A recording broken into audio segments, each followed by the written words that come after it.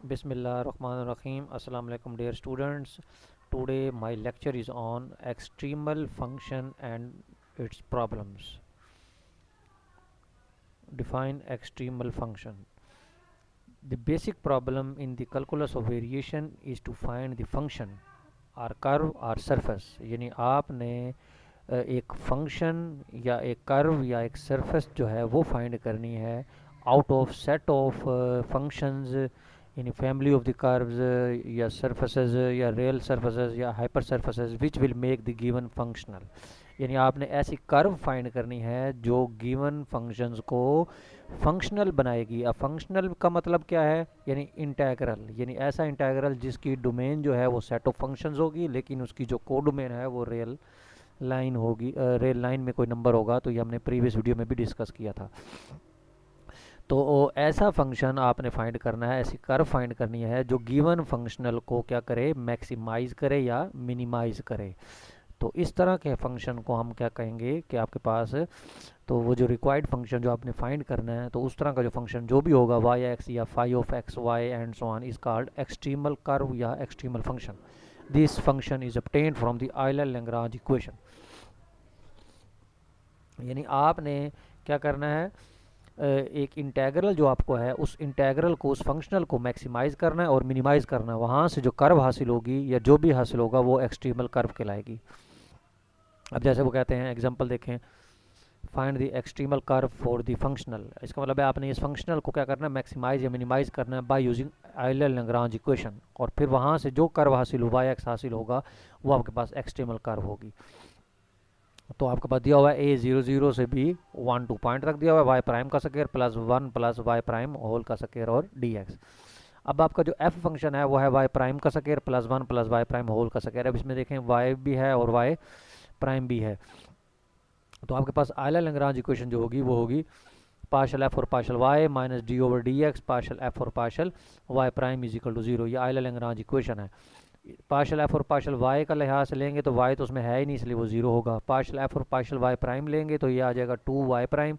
इधर भी पावर लगेगा two into one plus Y prime, तो ये बन जाएगा two Y prime plus two Y prime four Y prime plus two. और फिर उसका, क्योंकि हमने फिर देखें वाई प्राइम के लिहाज से जो डेरिवेटिव लिया एफ का, उसका फिर एक्स के लिहाज से डेरिवेटिव लेना है। तो टू वैसे वाई प्राइम का वाई डबल प्राइम हो जाएगा और two plus one two, two का डेरिवेटिव जीरो और टू वाई प्राइम का टू वाई डबल प्राइम। तो ये टोटल हो जाएगा टू वाई डबल प्राइम और two Y double prime four Y double prime. तो ये वैल्यू जो है आपने पुट कर देनी है आयलर लैग्रांज इक्वेशन के अंदर। अब देखें ये वैल्यू जीरो है और इसकी वैल्यू हमने निकाली है फोर वाई डबल प्राइम, तो which is equal to zero. तो इसका मतलब है वाई डबल प्राइम जीरो हो गया। तो आप एक दफ़ा इंटीग्रेट करें तो Y prime which is equal to some constant आ जाएगा। तो एक दफ़ा और इंटीग्रेट करें तो वाई एक्स आपका आ गया C one X plus C two integration के बाद। अब आपने, क्योंकि कंडीशंस आपको दी हुई है, ए जीरो जीरो दिया हुआ है और बी वन टू जो है वो आपको उन्होंने कंडीशंस दी हुई है, तो आप उसमें पॉइंट पुट करें। तो वहाँ से आप इसकी वैल्यूज़ कैलकुलेट करेंगे सी वन और सी टू की। तो अब आपको पहला पॉइंट गिवन है A zero zero is equal to zero, it means के वाई ज़ीरो पर एक्स की वैल्यू भी ज़ीरो है। दूसरी दी हुई है बी वन टू, मतलब X is equal to one पर वाई की वैल्यू टू दी हुई है। तो ये वैल्यू जब हम वाई जीरो जीरो पुट करेंगे तो वाई के अंदर पुट करना है आपने एक्स जीरो, तो वाई जीरो तो सी टू जीरो हो गया। इसी तरह जब आप वाई वन टू पुट करेंगे तो एक्स को वन पुट किया और वाई को टू, तो एक्स को जब वन पुट किया तो सी वन की वैल्यू टू आ गई। तो सी वन की वैल्यू टू और सी टू की वैल्यू जीरो। इट मीन्स कि आपके पास वाई की वैल्यू कैलकुलेट हुई C one X plus C two, तो ये जीरो पुट कर दें, सी वन टू पुट करें तो Y is equal to two X, तो which is the straight line आ गई। ये आपके पास स्ट्रेट लाइन आ गई जिसका स्लोप जो है वो टू है और वो रीजन से लाइन पास हो रही है। तो इसका एंगल जो बनेगा वो ज़रूरत नहीं है उसकी, तो 63 डिग्री से 26 मिनट एंड 5 सेकंड जो है इसका टेन इनवर्स टू, इसका इंक्लिनेशन भी कैलकुलेट हो गया, स्लोप भी हो गया, ये स्ट्रेट लाइन आ गई है। ये कौन सी कर्व है? ये एक्सट्रीमल कर्व है और ये ऐसी कर्व है जो उस फंक्शनल को क्या कर रही है, मैक्सिमाइज या मिनिमाइज। इसी तरीके से देखें एक और एग्जांपल है, बिल्कुल सेम क्वेश्चंस हैं सारे। For what curve the given functional can be extremized, यानी आपने वो फंक्शनल जो है इसको एक्सट्रीमाइज्ड मीन मैक्सिमाइज या मिनिमाइज करना है, वो कर्व फाइंड करनी है। किस कर्व के लिए ये फंक्शन मैक्सिमाइज या मिनिमाइज होगा? ये आई जो है, और आई दिया हुआ है जीरो से pi by two Y prime square minus Y square D X. Y zero zero है और Y pi by two one है। तो आपका f जो है वो आपके पास है y प्राइम का स्क्वायर माइनस y का स्क्वायर। अब यहाँ से देखें पता लग रहा है आपको कि इसमें y और y प्राइम है, x नहीं है। इसका मतलब अगर x का फंक्शन नहीं है तो इसका मतलब है इसकी आयलर-लैग्रांज इक्वेशन जो हमने कल स्पेशल केस डिस्कस किया था वो यहाँ यूज़ होगा। f minus Y prime partial f और partial y prime which is equal to some constant. तो आप पार्शल f और पार्शल y प्राइम कैलकुलेट करें तो 2y प्राइम कैलकुलेट होगा। तो f की वैल्यू पुट करें, y प्राइम की वैल्यू पुट करें, पार्शल f और पार्शल y प्राइम जो हमने निकाला वो पुट करें, तो ये आपके पास एक डिफरेंशियल इक्वेशन बन गई y प्राइम का square plus y square which is equal to minus c। तो इसको एक दफ़ा और डिफरेंशिएट कर दें तो ये बन जाएगा आपके पास 2y प्राइम और y प्राइम का डबल प्राइम हो जाएगा, और फिर यहाँ y स्क्वायर 2y और y डबल प्राइम। तो इसमें देखें y प्राइम इधर भी है, y प्राइम कॉमन ले लें, डिवाइड किया तो ये बन गया y double prime plus y is equal to 0। तो ये आपके पास एक डिफरेंशियल इक्वेशन बन गई है, और इसको जब हम सॉल्व करेंगे तो ये D square plus 1 is equal to 0 हो गया इसकी करेक्टरिस्टिक इक्वेशन जो है।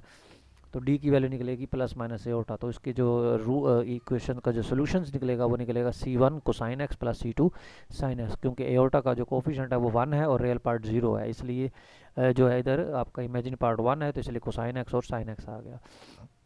तो c1 cosine x plus c2 sine x, ये जनरल सोल्यूशन आपका कैलकुलेट हो गया। अब आप कंडीशंस यूज़ करें, y0 0 का मतलब है x 0 पर y0 है, तो यहाँ 0 x 0 साइन 0 0 कोसाइन 0 1, तो c1 0 हो गया। दूसरी कंडीशन है y पाई बाई 2 1, यानी x की वैल्यू पाई बाई 2 पर, y की वैल्यू 1 है। जब यहाँ 1 पुट किया ये पाई बाई 2 0 हो गया, साइन पाई बाई 2 1, c2 की वैल्यू 1 आ गई। तो ये दोनों वैल्यू जब पुट करेंगे तो y x आपका आ गया साइन x। तो इसका मतलब है ये साइन x आपके पास एक ऐसी रिक्वायर्ड कर्व है जो इस इंटेग्रल को, उस फंक्शनल को क्या कर रही है, एक्सट्रीमाइज कर रही है। इसी तरीके से ये भी नेक्स्ट हमारे पास ये क्वेश्चन है, आप इसी तरीके से चेक कर सकते हैं। ये देखें, ये भी, इसको भी आपने एक्सट्रीमाइज़ करना है, यानी इसकी मैक्सिमम और मिनिमम वैल्यू जो भी है आपने देखनी है कि कौन सी ऐसी मतलब फंक्शन है, कौन सा ऐसी कर्व आपके पास है, एक्सट्रीमल कर्व है जो इस इंटेग्रल को, जो इस फंक्शनल को क्या कर रही है, मैक्सिमाइज़ कर रही है। तो इसमें भी देखें उसी तरीके से है, f आपको दिया हुआ है 4y cosine x plus y prime का स्क्वायर माइनस y स्क्वायर। तो इसमें देखें तीनों वेरिएबल हैं, x भी है, y भी है, y प्राइम भी है। तो इसमें आयलर-लैग्रांज इक्वेशन जो बनेगी वो पार्शियल f और partial y minus D over D X partial f और partial y prime is equal to 0 हो गया। तो आप पहले पार्शियल f और पार्शियल y फाइंड करें, तो ये कांस्टेंट 4 भी कांस्टेंट बाहर आ गया, y का 1 हो गया, तो 4 कोसाइन x आ गया, और माइनस 2y इसका आ गया, ये 0 हो जाएगा। जब y प्राइम के लिहाज से लेंगे तो ये टोटल 0 हो जाएगा, 2y प्राइम आएगा सिर्फ, ये आ गया। इसका जब x के लिहाज से लेंगे तो 2y डबल प्राइम हो गया। तो जब हम 1 में पुट करेंगे, क्वेश्चन 1 में, तो पार्शियल f और पार्शियल y की वैल्यू पुट करें, माइनस डेरिवेटिव पुट करें जो आपका कैलकुलेट की है 2y डबल प्राइम। तो यहाँ से ये इसको उधर ले जाएं राइट साइड पे, तो y double prime plus y is equal to 2 cosine. तो ये नॉन होमोजीनियस डिफरेंशियल इक्वेशन है। तो नॉन होमोजीनियस डिफरेंशियल इक्वेशन का सोल्यूशन फाइंड करने के लिए हमें हमारे पास दो सोल्यूशन हमारे पास होते हैं, एक कम्प्लीमेंट्री सोल्यूशन, एक पर्टिकुलर सोल्यूशन। तो जो कम्प्लीमेंट्री सोल्यूशन होता है वो इसके होमोजीनियस पार्ट का होता है, तो इस वजह से ये उन्होंने इसका होमोजीनियस पार्ट जो है वो कैलकुलेट किया पहले, D square plus 1 Y is equal to 0। तो डी स्क्वायर की वैल्यू माइनस 1 आ गई, तो यहाँ से डी की वैल्यू प्लस माइनस से उठा, तो इसका कम्प्लीमेंट्री सोल्यूशन आएगा a cosine x plus b sine x. अब पर्टिकुलर सोल्यूशन निकालना है तो आपके पास राइट साइड पे जो फंक्शन है 2 कोसाइन एक्स, उसको डिवाइड कर दें, उसको डिवाइड कर दें डी स्क्वायर प्लस 1 के ऊपर। तो यहाँ से देखें तो डी स्क्वायर की वैल्यू माइनस 1 है, तो इधर x का कोफिशिएंट जो है 1 है, तो जहाँ जहाँ डी स्क्वायर है वहाँ माइनस 1 पुट करें तो ये 0 हो जाता है। इसका मतलब है आपने क्या करना है, रूल के मुताबिक आपने न्यूमरेटर को x से मल्टीप्लाई करना है, और डिनोमिनेटर का जो भी आपके पास ऑपरेटर है उसको d के लिहाज से डिफरेंशिएट कर दें। तो ये हो जाएगा 2d, और इधर x से मल्टीप्लाई कर दिया, तो ये बन गया 2x कोसाइन x और 2d, 2 से कैंसिल। अब d का मतलब होता है डेरिवेटिव, और 1 ओवर d का मतलब होता है इंटीग्रेशन। तो कोसाइन की इंटीग्रेशन यानी 1 ओवर d जो कोसाइन है वो आपका साइन x हो जाएगा, तो ये बचेगा x साइन x। तो आपका y p क्या आ गया, x साइन x।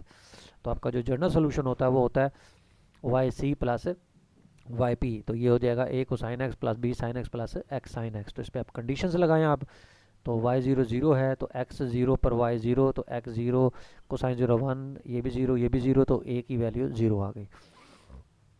y पाई 0 है, ये 0 हो गया, कोसाइन पाई माइनस 1 होता है, साइन पाई 0 और इधर भी ज़ीरो हो गया। तो इसका मतलब है यहाँ से ए बी दोबारा ज़ीरो निकला है, इसका मतलब है आपके पास ए ज़ीरो हो गया, बी की कोई वैल्यू नहीं निकली, इट मीन बी ऐसे ही एज इट इज़ रहेगा। तो ये वाई की वैल्यू निकलेगी B sine X plus X sine X. तो बी जो है वो आर्बिट्री कांस्टेंट है, तो आपके पास ये नॉन ट्रिवल कर्व्स आ गए, यानी बी चेंज करते जाएं